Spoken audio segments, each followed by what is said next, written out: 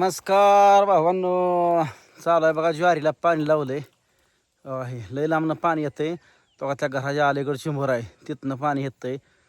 Pipeline जरा करायची इकडं, एक 10-12 नळ्या लागते द्या बघा. इकडं अजून एवढं लांब राहणे गाया, मग किती बघा लाईट गेलं का सगळा कानाच होतो या. पहिलं कसं बाप्पा गच भरत चालले.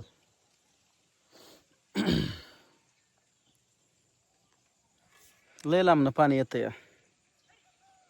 मी इथनं ह्या वप्यातनं पाणी आणलं इकडून. इथनं आता हे दार एवढं हे झालं का तिकडं मोडायचं. इथनं निम्यातनं भाग केला या.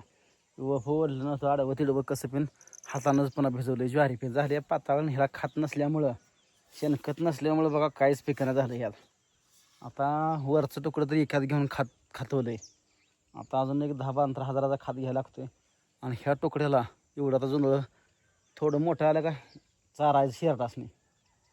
शेरडाला रोज थोडं थोडं उपसून आणून टाकायचं वाड्यात. रानात पण काय नाही आता कुसळ झाली ती बघा. इकडं तर झुर्र करते नुसतं. हे अंगाने जरा बरं आहे. मोठं झालं का रोटरायचं, फणायचं, पुन्हा एकदा खात घालायचं रेटून, पुन्हा फणून रोटरायचं. मेहनत जरा करायची. रानपिन जरा लेवल नाही, जरा लेवल करावं लागते. माळाची रानं बघा ही अशीच असते ती, लेवल नसते कशाची काय नसतंय. आणि लाईट आज बुधवार असल्यामुळं आज काय दिवसभर लाईट नव्हती. आता आली 4-4:30ला लाईट आली. मग एवढं भिजवून घेतलं बघा. आल्यापासून गेलीच नाही. मग ही हवाई दिसते का, एवढं भिजवून घेतलं ही.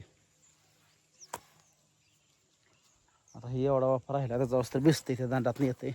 दार मोडं करून अजून पोरं शाळेतली अजून आणायला जायला लागते या. अजून काय पूनमला एवढी म्हणावाशी गाडी येत नाही. बाजारला मग अशी गेली त्या आले त्या का नाही त्या घरी कोण आणताव. पोरं जरी असली तर काय पोरण ही एवढी येते. मला जावं लागणार आहे गाडी घेऊन. बुलेटवर जाऊन आणावं लागणार आहे पोरासनी बघा. 5 वाजून गेल्या. थांबती तर वडापाच्या गाड्या पिसत फोन करते नाही ना का. येईलच थोड्या वेळात त्यांचा फोन बघा. बघा इसो काय लागलं इकडून जुंदा. एवढं एक पाणी कसं तरी द्यायचं बघा गराळा. आणि हे करून टाकायचं चारून शारदासनी. मका तेवढी बघा हाय. मागच्या 4 वर्षात खत घातला होता. पण मका कशी वरची काळी झरमा खाय का खाता शेवट काय नाही. शेला का झालंय ही रानाच्या आमच्या वाटण्या झाल्यापासून चुलतेच्या आणि हे आमच्या 8-9 वर्ष झालं खातच नाही ह्या रानाला बघा. हे आता असं घेत नाही. ही दंड आहे ह्या वप्यातनं दार आहे त्यात इकडून मोड जायची. काय नाही ज्वारी एवढी म्हणावाशी आली. असं ना का आपलं शेरडा करायला तर होईल खायला. बरोबर आहे ना. शेरडाला झाली तर लाकाय झाली. दार मोडतो मित्रांनो, थांबा जरा. मोडलं बघा दार, बांधलं. आता ह्या वाप्यात चाललं. आता टेवाल ते तेव्हा ते वरच्या वाप्यातनं पाणी जाऊन खालचा वाप्पा टेवाला आहे. मुरमाशी रानायची काय म्हणायचं. ही वर माती झाली नाही अजून रानाची हो. आणि आमच्याकडे ही असं कष्टाचंच आहे पहिल्यापासून. म्हणून ती म्हणतात ना 2 एकर बरी पर 15 एकर बरी नव्हे. 2 एकरात मुलकाचं उत्पन्न काळा निघते. पण ह्या माळाच्या रानात काय खातं घाला पाणी द्या, खातं घाला पाणी द्या, ह्याच्यावर खायला येते. तर आपलं जनावर चित्रापाला आपलं भरा आहे, आपलं उपसून घाला येते सतत. ज्याला जमीनच नाही त्याने काय करायचं. बरोबर आहे ना. आपल्या आजा पंजांनी ठेवली कमवून. चांगला विचार केला आहे त्या काळात. विकली नाही, रोकाचं सालं धरली, आटाण्यावर सालं धरली ती त्या काळात आमच्या वडिलानं. ही आमचं वडील सुद्धा सालावरच होतं पहिलं. काय करायचं आहे. वयाच्या 30-35 वर्षीच वारलं बघा. माझ्या वयातच वारलं बघा. दुनिया बघायला भेटली नाही आमच्या आई बापाला. बापाला तर कसलीच बघायला भेटली नाही. आईनं जरा बघितली पण ती पण चांगलं दिवस आलं का आईनं पण साथ सोडली. आईनं साथ सोडली म्हणजे वरनं देवानंच साथ सोडली हो. देवानं साथ दिली तर ह्या मानवीत सगळं आहे ना तर काय नाही. देव आहे तर सगळं आहे. लाईट गेली का हाय हाय हाय चालतंय अजून. देवानं साथ दिली तर हाय. तुमचं आमचं काय हो. काय नाही मानवीत नसतं काय नाही बघा. खायचं आहे फियाचं आहे सगळं हे तर सोडून जायचं आहे. रोजची रोटी आहे फक्त बघा. पोट भरायचं आहे आजचं. उद्याचा दिवस बघतोय का नाही ही सुद्धा आपल्याला माहीत नाही. त्यामुळं हाय ती दिवस बघा आनंदात घालवायचं एवढंच. ज्याच्या घरात माणसं गेले का त्याला कळतं ही दुनिया म्हणजे काय आहे. आणि खरी आईची किंमत पण तवाच कळती ज्यावेळेस आई गेली ना. त्यावेळेस आपण आय आय आय भीक मागत फिरतो आईची. आणि किती जरी भीक मागितली तर आई परत भेटत नाही बघा. आणि खरंच आई असेल त्यावेळेस आईची किंमत कळत नाही. आई गेल्यानंतर लय पश्चाताप होतो. ज्याच्या नशिबात कोणाच्या आई असेल तर आईला देव माना, रोज पाया पडत जावं बघा. गेल्यानंतर काय नाही बघा. किती बिन तुम्ही खर्च करा, काय करा, ती माऊली येत नाही परत. आणि आईचा शब्द पहिला गुरु आपला आई आहे.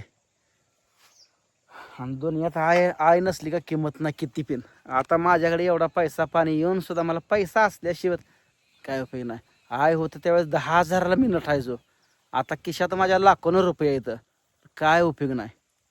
आनंदच नाही, जीवनातच आनंद नाही. खायचं पियाचं म्हणून मी टेन्शनमध्ये कधी नसतोय. मला असं आईचं ध्यान काढलं का टेन्शन येतं जरा. नाही बाकी मी टेन्शनमध्ये कधी सुद्धा नसतोय.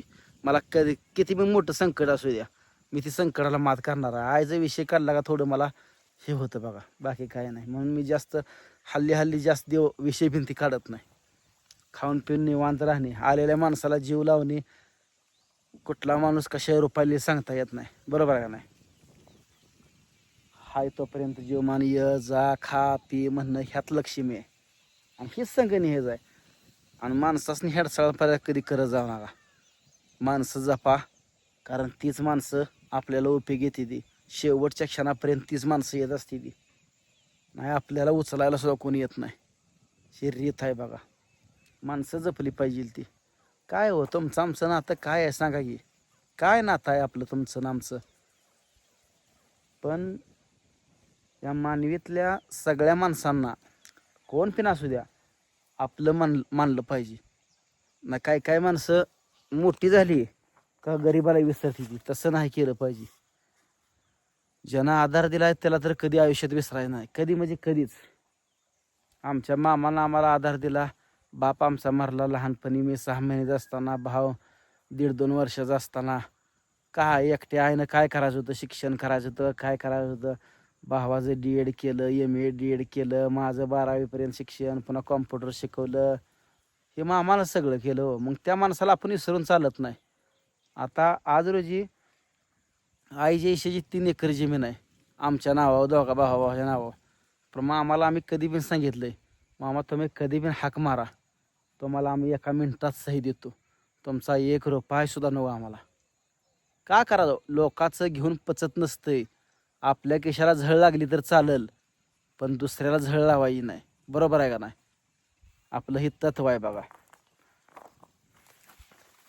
आज लोकांची 3 एकर घेतली तर तुमची 6 एकर गेली सुद्धा कळणार नाही. म्हणून लोकांच्या इस्टेटीवर डोळा मारायचा नाही कधी.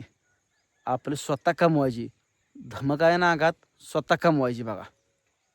स्वतः अंगात धमक आहे तर स्वतः कमवायची, दुसऱ्याच्या इस्टेटीवर कधी डोळा धरायचा नाही. नातेवाईक पण तुम्हाला सांगतो, काय काय नातेवाईक अशी पण असतात, ज्यावेळेस आपण मोठं व्हायला लागलो असतो का त्यावेळेस साथ देत नाही ते. आणि ज्यावेळेस आपण फिरत असतो, बोंबलत मोकार फिरत असतो का, त्यावेळेस सल्ला देते नुसता मोकळा सल्ला. पोरानं कमवा 4 रुपये, काय तर बिझनेस करा, कुठं तर काम करा, असला सल्ला देते ती. पण ज्यावेळेस खरंच आपण कमवायला लागलो, बिझनेसमध्ये उतारलो, त्यावेळेस त्यांच्या पोटात दुखतं. मोकळं या जगात मोकळं सल्ला देणारे लई लोक आहे ती, बरोबर आहे का नाही. लय म्हणजे लय. आपण मोठं झालेलं कधीच पहिला शत्रू आपला नातेवाईक असतोय, बघवतच नाही हो. तसं करू नका. दुसऱ्याचं चांगलं झालं तर आपलं चांगलं होतं आपोआप, पण त्याचं चांगलं झालं म्हणून त्याचं वाईट करायला जाऊ नका. लोकांचं वाईट करचाल तर तुमचं पण होईल, बरोबर आहे ना.